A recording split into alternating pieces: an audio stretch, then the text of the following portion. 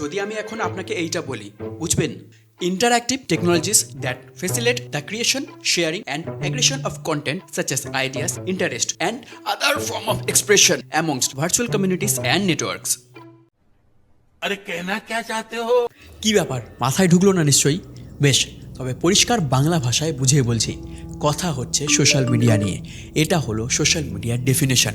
আজকের দিনে social media ব্যবহার করে না এমন মানুষ বিরল। আমাদের ফাঁকা সময়গুলো কিন্তু কাটে ফেসবুক না হলে ইনস্টাগ্রাম করেই। ভারতের সোশ্যাল মিডিয়া আসে গুগল অধিকৃত অর্কুটের মাধ্যমে। তবে 6 সেপ্টেম্বর 2006 ফেসবুক আসার পর থেকে নতুন এক অধ্যায় শুরু হয়ে যায়। তারপর ধীরে ধীরে 2012-তে ইনস্টাগ্রাম, তারপর আর কি, দিনের বেশিরভাগ সময় এখন এদের জিম্মায়। কিন্তু আজ আমরা এত ইতিহাসের প্যাচপ্যাচানি শুনবো না। কথা হবে স্ট্রেট কাট সোশ্যাল মিডিয়ার এফেক্ট নিয়ে। অলরেডি হাজারো ভিডিও রয়েছে ইউটিউবে, কিন্তু এটা হবে কম্প্যাক্ট ভিডিও, যেটা আপনার জন্য ভীষণ ইম্পর্টেন্ট, তাই শেষ পর্যন্ত দেখুন। নমস্কার, আমি অনির্বাণ। সোশ্যাল মিডিয়ায় কি সবই খারাপ হয়? মোটেই নয়। তাই শুরুতে কিছু ভালো দিকগুলো বলি, বাকিটা পরে বলা যাবে। দেখুন, সোশ্যাল মিডিয়ার মূল উদ্দেশ্যই ছিল মানুষের মধ্যে যোগাযোগ ঘটানো, চেনা অচেনা সকলের সঙ্গে নিজেদের মনের কথা ভাগ করে নেওয়া। তাই একাকিত্ব দূর করার জন্য সোশ্যাল মিডিয়ার থেকে ভালো কিচ্ছু হয় না। 2, সেই 2020-21 লকডাউনের কথা মনে আছে তো? সেই কোভিড কিন্তু আমাদের শিখিয়েছিল মোটামুটি সব কাজই অনলাইনে করে ফেলা সম্ভব। সেটা পড়াশোনা হোক কিংবা নাচ গান শেখা, এমনকি চাকরি খোঁজা পর্যন্ত সম্ভব হচ্ছে অনলাইনে। তার জন্য সব থেকে বেশি সাহায্য করছে কিন্তু বিভিন্ন অনলাইন প্ল্যাটফর্মগুলো। 3, বলা যায় এই সোশ্যাল মিডিয়ায় কিন্তু এখন রোজগারের উপায় করে দিচ্ছে। কন্টেন্ট ক্রিয়েশন এখন সারা বিশ্ব জুড়ে একটা অন্যতম গুরুত্বপূর্ণ পেশা। আমারও তাই। রিপোর্ট বলছে শুধুমাত্র ইউটিউবেই রয়েছে প্রায় 66 মিলিয়ন কন্টেন্ট ক্রিয়েটার। বলাই বাহুল্য, সংখ্যাটা কিন্তু দিন দিন বাড়ছে। আর সোশ্যাল মিডিয়াকে ভরসা করে দিন দিন বাড়ছে অনলাইন ব্যবসা। যেহেতু ফিজিক্যাল দোকানের কোনো প্রয়োজন নেই, তাই ব্যবসা শুরুতেই মূলধন লাগছে অনেকটাই কম। এক্ষেত্রে ব্যবসার পরিধি কিন্তু অনেকটাই বেশি। ডায়মন্ড হারবারে বসে থাকা একজন বিক্রেতা কিন্তু তার জিনিস বিক্রি করতে পারেন আমেরিকাতে, সৌজন্যে সোশ্যাল মিডিয়া। এরকম অনেক ভালো দিকের সাথেও কিন্তু খারাপ লুকিয়ে আছে। আমরা জানি কি, বাসে ট্রেনে যেখানেই যায় না কেন 90% মানুষের হাতে এখন মোবাইল। সবাই ঘাড় গুছিয়ে রিলস দেখছে। এমনকি সেদিন দেখলাম রেস্টুরেন্টে বসে এক কাপল পর্যন্ত নিজেদের মোবাইল নিয়ে ব্যস্ত, কারোর সাথে কোনো কথা নেই। কি অদ্ভুত দৃশ্য। আচ্ছা, আপনি কি জানেন আপনি দিনে ঠিক কতক্ষণ সোশ্যাল মিডিয়ায় কাটান? খুব সহজ উপায়ে কিন্তু সেটা জানতে পারেন। আমাদের মোবাইল সেটিংসে একটা অপশন আছে, digital wellbeing and parental control. একদম এই নামে না পেলেও ডিজিটাল ওয়েলবিং দিয়ে সার্চ করলেই পেয়ে যাবেন। এই স্ক্রিন থেকেই আপনি বুঝতে পারবেন সারা দিনে ঠিক কতক্ষণ আপনার ফোনে স্ক্রিন অন ছিল এবং আপনি ফোনে কোন অ্যাপ কতক্ষণ ব্যবহার করেছেন। সেখান থেকেই আন্দাজ পেয়ে যাবেন সোশ্যাল মিডিয়া ঠিক কতটা সময় নষ্ট করে আমাদের। রিসার্চ বলছে একজন মানুষ দিনে করে প্রায় 2.5 ঘন্টা সোশ্যাল মিডিয়ায় কাটায়। ভাবুন তো ঠিক কত কিছু করা যেত ওই সময়টাতে। আপনারা বলতে পারেন, আমরা তো কাজ শেষ করে তবেই ফাঁকা টাইমে সোশ্যাল মিডিয়া ঘাঁটছি, তাতে সমস্যা কোথায়? সমস্যা আছে। সোশ্যাল মিডিয়ার অতিরিক্ত ব্যবহার আজ আমাদের মধ্যে বেশ কিছু ডিসঅর্ডার সৃষ্টি করছে। প্রথমেই যার নাম উল্লেখ করব সেটা হলো ফোমো, অর্থাৎ ফিয়ার অফ মিসিং আউট। এক্ষেত্রে সোশ্যাল মিডিয়ার ইউজারের মনে হতে থাকে সর্বক্ষণ সোশ্যাল মিডিয়ায় না থাকলে ইম্পর্ট্যান্ট কিছু মিস করে যাব। সব সময় নোটিফিকেশান চেক করা, একটা ছবি বা ভিডিও আপলোড করার মিনিট খানেকের মধ্যে সেখানে কোনো লাইক বা কমেন্ট এলো কিনা চেক করা, আর না আসলেই সঙ্গে সঙ্গে মন খারাপ। অর্থাৎ যারা হয়তো আমাদের জীবনে এক্সিস্টই করে না, তাদের মতামত নিয়ে অযথা মাথা ঘামানো। এই যে যুগের সাথে তাল মেলাতে গিয়ে নিজেকে এক অদৃশ্য কম্পিটিশনের প্রতিযোগী করে তোলে, সেটা ভবিষ্যতে মানসিক স্বাস্থ্যের উপর ভীষণ প্রভাব ফেলে। আপাতভাবে মনে হতে পারে এটা হার্মলেস, কিন্তু সঠিক সময় এই ট্র্যাপ থেকে সরে আসতে না পারলে কিন্তু ডিপ্রেশন, ইনফিরিয়রিটি কমপ্লেক্সের মতন জটিল সমস্যা দেখা যেতে পারে। আচ্ছা, আপনার কি কখনো এরকম মনে হয়েছে ফোন ভাইব্রেট করছে, আপনি তড়িঘড়ি ফোনটা হাতে নিলেন, অথচ দেখলেন কোনো কল বা নোটিফিকেশন আসেনি?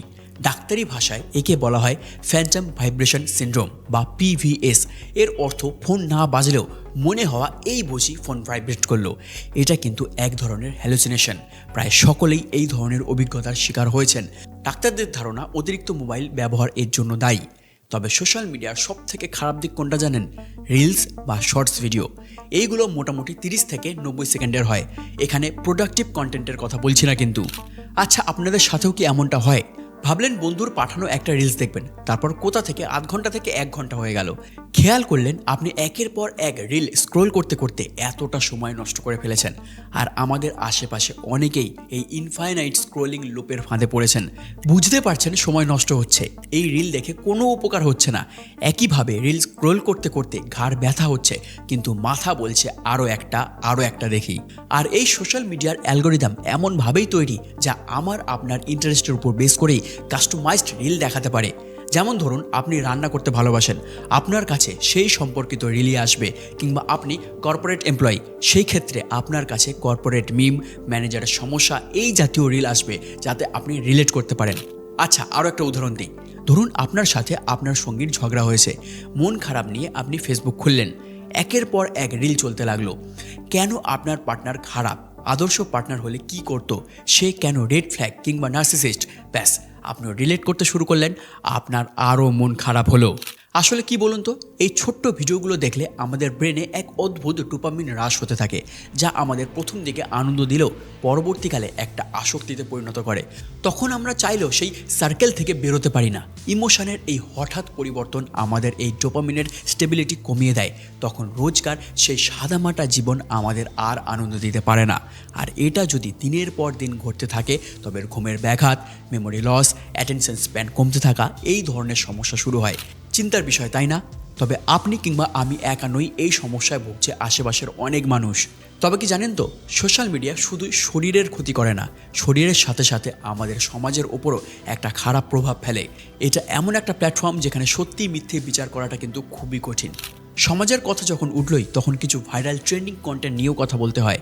আজকের দিনে যে যত বেশি উদ্ভট, সে তত বেশি ভাইরাল হওয়ার জন্য কেউ দেবতাকে বেছে নিয়েছেন, আবার কেউ অর্ধ কিংবা সম্পূর্ণ উলঙ্গ হয়ে ভিডিও বানাচ্ছে শুধুমাত্র ভাইরাল হবে বলে। একজন পূর্ণবয়স্ক মহিলা মাংস ভাত করে লাফাচ্ছেন, একটা খারাপ ভিডিও তাকে রোস্ট করে আরও কতগুলো ভিডিও, ফল যা হওয়ার তাই। আসল ভিডিওতে ভিউজ 1 মিলিয়নের বেশি। আজকাল ছোট ছোট বাচ্চারা গালাগালি দিয়ে ভিডিও বানাচ্ছে। কোথাও বা কিছু খেটে খাওয়া মানুষদের বিরক্ত করে তাদের অভিব্যক্তি রেকর্ড করা হচ্ছে।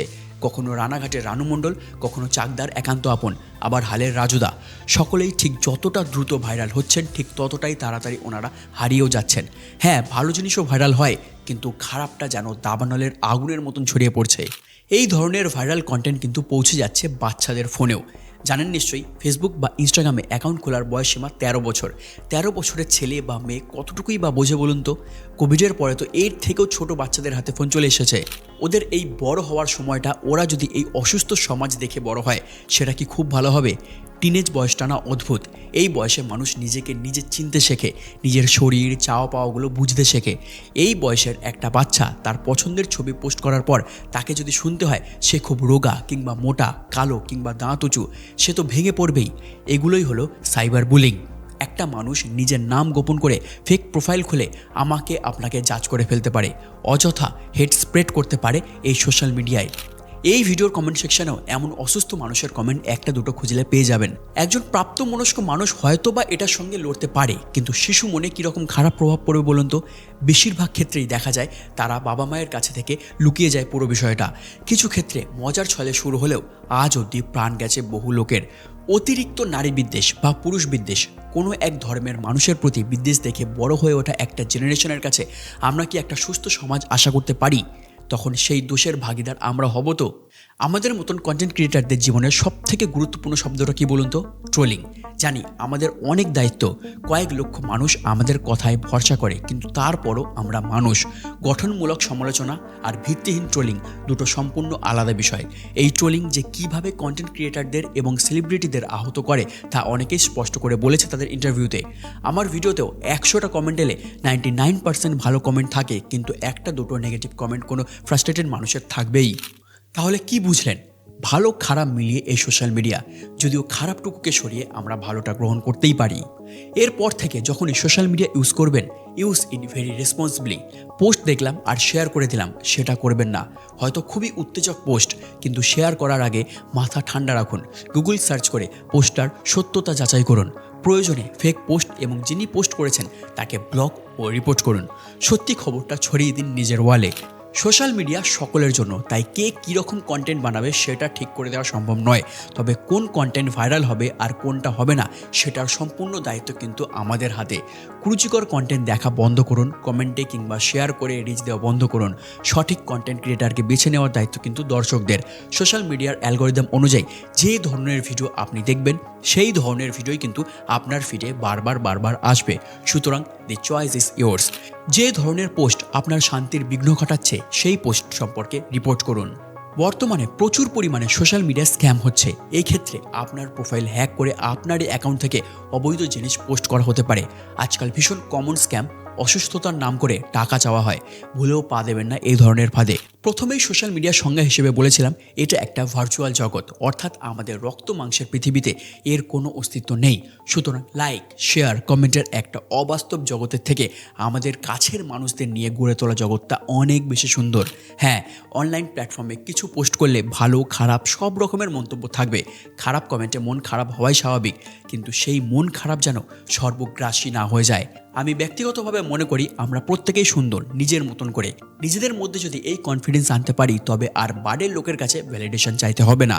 এই যে ঘন্টার পর ঘন্টা ধরে রিল স্ক্রোলিংয়ের কথা বলছিলাম, সেটার ভুক্তভোগী কিন্তু আমরা সকলেই। তবে কিছু বাঁচার উপায় আছে যেগুলো নিজের ডে টু ডে লাইফে ফলো করি, সেগুলোই বলছি। প্রথমত, নিজের সারাদিনের কাজগুলো দিনের শুরুতেই একটা ডায়েরিতে বা নোটসে লিপিবদ্ধ করে নিন এবং মনে মনে প্রতিজ্ঞা করুন এই কাজগুলো অর্ধেক শেষ না হলে আপনি সোশ্যাল মিডিয়া খুলবেন না। ধীরে ধীরে সময় বাড়াতে থাকুন এবং কাজের পরিমাণ বাড়াতে থাকুন। প্রথম মন না বসলেও সপ্তাহখানেকের মধ্যেই এটা একটা অভ্যাস হয়ে যাবে। রাতে ঘুমাতে যাওয়ার 1 ঘন্টা আগে কোনো রকম রিল স্ক্রোল করবেন না। প্রয়োজনে কোনো সিনেমা দেখুন, সিরিজ দেখুন। এগুলো আস্তে আস্তে আপনার অ্যাটেনশন বাড়াতে সাহায্য করবে। যদিও ডাক্তাররা বারে রেকমেন্ড করেন ঘুমানোর 1 ঘন্টা আগে যাতে ফোন বা টেলিভিশন না দেখা হয়, সেক্ষেত্রে বই পড়ার কিংবা ডায়েরি লেখার অভ্যাস করা যেতে পারে। প্রয়োজনে ফোন পাশের ঘরে রেখে এসে ঘুমাবেন। পড়াশোনা বা অন্যান্য কাজ করাকালীন ফোন ভাইব্রেশন মোডে রাখবেন না। যাবতীয় সোশ্যাল মিডিয়ার নোটিফিকেশান ফোনের সেটিংস থেকে বন্ধ করে রাখবেন। সেক্ষেত্রে কোনো প্রয়োজনীয় ফোন আসলে রিং হবে এবং আপনার কাজের বিশেষ ব্যাঘাত ঘটাবে না। যেরকম আগেই জানিয়েছিলাম, ফোনের নিজস্ব সেটিংস থেকেই জানা যায় দিনের কতক্ষণ সোশ্যাল মিডিয়ায় কাটিয়েছেন। সেটিকে নিজের ভালোর জন্য ব্যবহার করুন। অর্থাৎ আজ যদি আপনি 2 ঘন্টা ফেসবুক ব্যবহার করেন, আগামীকাল 1 ঘন্টা 50 মিনিটের বেশি কোনোভাবেই ব্যবহার করা চলবে না। সোশ্যাল মিডিয়ায় 10,000 ফলোয়ার্স, কিন্তু বাস্তব জীবনে দুঃখগুলো শেয়ার করার মতন একটা বন্ধু নেই। এই রকমটা যেন না হয়। জানি না আমার সাথে একমত হবেন কিনা, কিন্তু আমি মনে করি জীবনের সব কিছু সোশ্যাল মিডিয়ায় দেওয়ার প্রয়োজন নেই। কিছু ছবি, কিছু স্মৃতি রেখে দিন না শুধু নিজের জন্য। খানিকটা নিজের সুরক্ষার স্বার্থেই নিজের একান্ত ব্যক্তিগত মুহূর্তগুলোকে সোশ্যাল মিডিয়ায় দেওয়া থেকে বিরত থাকুন। ইউটিউব আমাদের জন্য একটা বিশাল প্ল্যাটফর্ম তৈরি করে দিয়েছে, যেখান থেকে আমরা সম্পূর্ণ বিনা পয়সায় শিখতে পারি নতুন কোনো স্কিল। যেই সময়টা শুধু রিল দেখে নষ্ট করেছিলাম, সেই সময় কিন্তু আমি সম্পূর্ণ নতুন একটা স্কিল শিখে রোজগারের একটা নতুন পথ বার করে ফেলতে পারি। সোশ্যাল মিডিয়ায় যা দেখানো হয় তার সবটাই কিন্তু সত্যি নয়। আমি বলছি বিশ্বাস করুন, সবার কাছে এত টাকা নেই, সবাই ব্র্যান্ডেড জামাকাপড় পরে না, সবার কাছে এতগুলো দামি ব্যাগ কিংবা জুতো নেই। এর বেশিরভাগটাই কিন্তু লোক দেখানো। জীবনের কোনো আনন্দ থেকে বঞ্চিত হচ্ছেন না আপনি। এরকম জীবনযাপন নিয়ে ইনসিকিউর না হয়ে পুরো দমে উপভোগ করুন নিজের জীবন। এটা নিয়েও ডিটেল একটা ভিডিও রয়েছে আমার, এইটা গিয়ে দেখতে পারেন। শেষ পর্যায়ে জানাতে চাই, হয়তো অনেকের ধারণা কন্টেন্ট ক্রিয়েশন একটা অত্যন্ত সহজ কাজ। যারা পড়াশোনা করে না তারাই হয়তো এই ধরনের কাজের সঙ্গে যুক্ত, কিন্তু এটা অত্যন্ত ভুল ধারণা। সঠিক গুণমানের কন্টেন্ট তৈরির জন্য পর্যাপ্ত পরিমাণ পড়াশোনার প্রয়োজন। আর আজকের দিনে যেখানে চাকরির এতটা অভাব, সেখানে স্বল্প মূলধন লাগিয়ে কেউ যদি রোজগার করেই থাকে তবে তাকে বাহবা দেওয়াই কর্তব্য। আর যারা ঘরের মধ্যে থেকে কন্টেন্ট ক্রিয়েশন হোক কিংবা অনলাইন ব্যবসা সৎ পথে থেকে সোশ্যাল মিডিয়াকে কাজে লাগিয়ে রোজগার করতে চলেছেন, তাদের সকলকে আমার অভিনন্দন। সোশ্যাল মিডিয়া ভালো না খারাপ তার সম্পূর্ণ দায়িত্ব বর্তায় আমাদের উপর। কী ধরনের কন্টেন্ট দেখব এবং সেই কন্টেন্ট কতটা আমাদের উপর প্রভাব ফেলবে, সবটাই কিন্তু আমাদের হাতে। আমাদের চিন্তা ভাবনাকে প্রভাবিত করার এই গুরু দায়িত্ব কাউকে দেবেন না। সহমত হলে কমেন্টে জানান, প্রিয়জনদের মধ্যে শেয়ার করুন। আর নতুন চ্যানেল তাই এই ধরনের ভিডিও পেতে সাবস্ক্রাইব করে রাখুন। ধন্যবাদ।